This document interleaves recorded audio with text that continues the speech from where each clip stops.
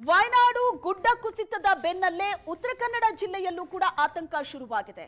ಉತ್ತರ ಕನ್ನಡದ 439 ಪ್ರದೇಶ ಭೂಕುಸಿತದ ವಲಯ ಅಂತ ಗುರುತು ಮಾಡಲಾಗಿದೆ. 2023ರಲ್ಲೇ ಜಿಯೋಲಾಜಿಕಲ್ ಸರ್ವೆ ಆಫ್ ಇಂಡಿಯಾದಿಂದ ವರದಿ ಸಿಕ್ಕಿದೆ. 439 ಕಡೆ ಗುಡ್ಡ ಕುಸಿತ ಆಗೋ ಸಾಧ್ಯತೆ ಇದೆ ಅಂತ ಜಿಯೋಲಾಜಿಕಲ್ ಸರ್ವೆ ವರದಿ ಮಾಡಿದೆ.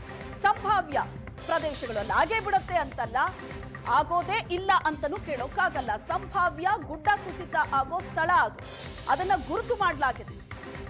ಅಪಾಯದ ಮಟ್ಟ ಜಾಸ್ತಿ ಇದೆ ಅಲ್ಲಿ ಅಂತ. ಮಳೆಯ ಪ್ರಮಾಣ ಜಾಸ್ತಿ ಆದ್ರೆ, ನಿರಂತರವಾಗಿ ಮಳೆ ಸುರಿತಾ ಇದ್ರೆ ಮಣ್ಣು ತೀರಾ ಒದ್ದೆಯಾಗಿ ತೇವ ಆಗಿ ಮಣ್ಣು ಸಡಿಲಾಗಿ ಕುಸಿಯೋ ಭೀತಿ ಇರುತ್ತೆ. ಜಿಲ್ಲಾಡಳಿತ ಹಾಗಾಗಿ ನಿಗಾ ಇಟ್ಟಿದೆ ಅಂತ ಜಾಗಗಳ ಮೇಲೆ. ಬ್ಲಾಕ್ ಸ್ಪಾಟ್ ಗುರುತು ಮಾಡಿ ನಿಗಾ ಇಡೋದಕ್ಕೆ ಅಧಿಕಾರಿಗಳನ್ನ ನಿಯೋಜನೆಯೂ ಮಾಡಲಾಗಿದೆ.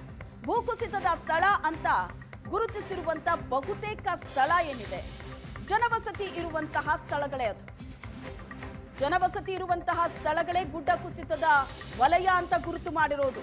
ಹಾಗಾಗಿ ಅತಿ ಹೆಚ್ಚು ಗಮನ ಕೊಡಲೇಬೇಕು. ಜನವಸತಿ ಇರುವಂತಹ ಜಾಗ.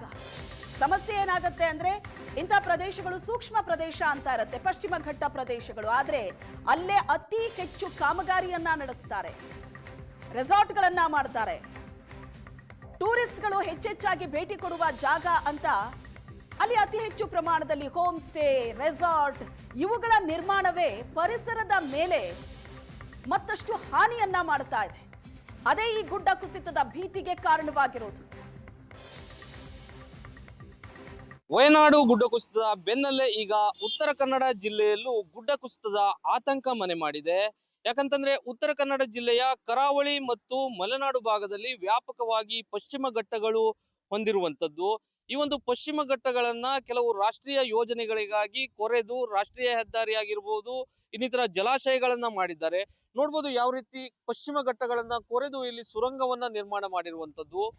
ಈ ಹಿನ್ನೆಲೆಯಲ್ಲಿ ಕಳೆದ ಬಾರಿ ಉತ್ತರ ಕನ್ನಡ ಜಿಲ್ಲೆಯಲ್ಲಿ ಏನಿದೆ ಗುಡ್ಡ ಕುಸಿತದ ಕರಾಳತೆ ಭಾರಿ ಪ್ರಮಾಣದಲ್ಲಿರುವಂತದ್ದು. ಕಳೆದ ಬಾರಿಯ ಶಿರೂರು ಗುಡ್ಡ ಕುಸಿತದಲ್ಲಿ 13 ಜನ ಮೃತಪಟ್ಟಿದ್ರು. ಅದೇ ರೀತಿ ಕಡವಾಡ ಗುಡ್ಡ ಕುಸಿತದಲ್ಲಿ 19 ಜನ ಮೃತಪಟ್ಟಿದ್ರು. ಈ ರೀತಿ ಕರಾಳ ಇತಿಹಾಸವನ್ನ ಉತ್ತರ ಕನ್ನಡ ಜಿಲ್ಲೆ ಗುಡ್ಡ ಕುಸಿತದ ಪ್ರಕರಣದಲ್ಲಿ ಹೊಂದಿರುವಂತದ್ದು. ಇದಕ್ಕೆ ಪ್ರಮುಖ ಕಾರಣ ಏನಂತಂದ್ರೆ, ಉತ್ತರ ಕನ್ನಡ ಜಿಲ್ಲೆ ಏನು ಪಶ್ಚಿಮ ಘಟ್ಟಗಳನ್ನ ವ್ಯಾಪಕವಾಗಿ ಹೊಂದಿದೆ. ಈ ಪಶ್ಚಿಮ ಘಟ್ಟಗಳಲ್ಲಿ ಈ ಅಭಿವೃದ್ಧಿ ಕಾಮಗಾರಿಗಳು ಏನು ನಡೆದಿದ್ದಾವೋ ಅಂತ ಕಡೆಗಳಲ್ಲಿ ಗುಡ್ಡವನ್ನ ಕೊರೆದು ರಾಷ್ಟ್ರೀಯ ಹೆದ್ದಾರಿಯನ್ನ ನಿರ್ಮಾಣ ಮಾಡಿದ್ದಾರೆ, ಜಲಾಶಯಗಳನ್ನ ನಿರ್ಮಾಣ ಮಾಡಿದ್ದಾರೆ. ಆ ಹಿನ್ನೆಲೆಯಲ್ಲಿ ವ್ಯಾಪಕವಾಗಿ ಈ ಯೋಜನೆಗಳ ಬಂದ ನಂತರವೇ ಹೆಚ್ಚಾಗಿ ಗುಡ್ಡ ಕುಸಿತ ಪ್ರಕರಣಗಳು ನಡೀತಾ ಇರುವಂತದ್ದು. ಏನಂತಂದ್ರೆ, ಪ್ರತಿ ವರ್ಷ ಕೂಡ ಮುಂಗಾರು ಆರಂಭದಲ್ಲಿ ವ್ಯಾಪಕವಾಗಿ ಉತ್ತರ ಕನ್ನಡ ಜಿಲ್ಲೆಯಲ್ಲಿ ಗುಡ್ಡ ಕುಸಿತ ಪ್ರಕರಣಗಳು ಅಲ್ಲಲ್ಲಿ ಕಾಣಸಿಗ್ತಾ ಇರುವಂತದ್ದು.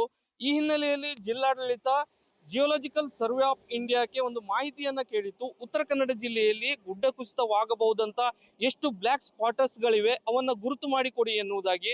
ಬಹಳ ಆತಂಕಕಾರಿ ವಿಚಾರ ಏನಂತಂದ್ರೆ, ಜಿಯೋಲಾಜಿಕಲ್ ಸರ್ವೆ ಆಫ್ ಇಂಡಿಯಾ ಸ್ಪಷ್ಟವಾಗಿ ಹೇಳಿದೆ, ಉತ್ತರ ಕನ್ನಡ ಜಿಲ್ಲೆಯಲ್ಲಿ 439 ಕಡೆ ಮುಂದಿನ ದಿನದಲ್ಲಿ ಗುಡ್ಡ ಕುಸಿತ ಆಗುವ ಸಾಧ್ಯತೆ ಇದೆ ಎಂದು. ಇದೇನಂತಂದ್ರೆ ಬಹಳ ಆತಂಕಕಾರಿ ವಿಚಾರ. ಯಾಕಂದ್ರೆ ಉತ್ತರ ಕನ್ನಡ ಜಿಲ್ಲೆ ಗುಡ್ಡಗಾಡು ಪ್ರದೇಶ.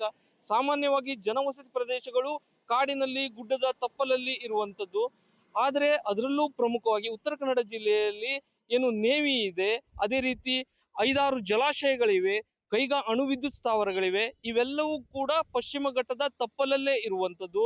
ಈಗ ಜಿಯೋಲಾಜಿಕಲ್ ಸರ್ವೆ ಆಫ್ ಇಂಡಿಯಾ ಏನು ಒಂದು ಮಾಹಿತಿಯನ್ನ ಕೊಟ್ಟಿದೆ, 439 ಕಡೆ ಗುಡ್ಡ ಕುಸಿತ ಆಗಬಹುದು ಎಂಬುವ ಕುರಿತಾಗಿ. ಆ ಹಿನ್ನೆಲೆಯಲ್ಲಿ ಜಿಲ್ಲಾಡಳಿತ ಕೂಡ ಈ ಒಂದು ವಿಚಾರವನ್ನ ಸಾಕಷ್ಟು ಸೀರಿಯಸ್ ಆಗಿ ಪರಿಗಣಿಸಿದೆ. ಏನಂತಂದ್ರೆ, 200 ಕಡೆ ಗುಡ್ಡ ಕುಸಿತವಾಗಬಹುದಂತ ಬ್ಲಾಕ್ ಸ್ಪಾಟರ್ಸ್ ಏನಿದೆ ಅಂತ ಕಡೆಗಳಲ್ಲಿ ಸ್ಥಳೀಯ ಅಧಿಕಾರಿಗಳನ್ನ ನಿಯೋಜನೆ ಮಾಡಿದೆ. ಪ್ರತಿದಿನ ಗುಡ್ಡ ಕುಸಿತವಾಗಬಹುದಾದಂತಹ ಸ್ಥಳಗಳ ಮೇಲೆ ನಿಗಾ ಇಡುವ ಕಾರ್ಯವೂ ಕೂಡ ನಡೆದಿರುವಂತದ್ದು. ಗಿರೀಶ್, ಏಷ್ಯಾನೆಟ್ ಸುವರ್ಣ ನ್ಯೂಸ್, ಕಾರವಾರ.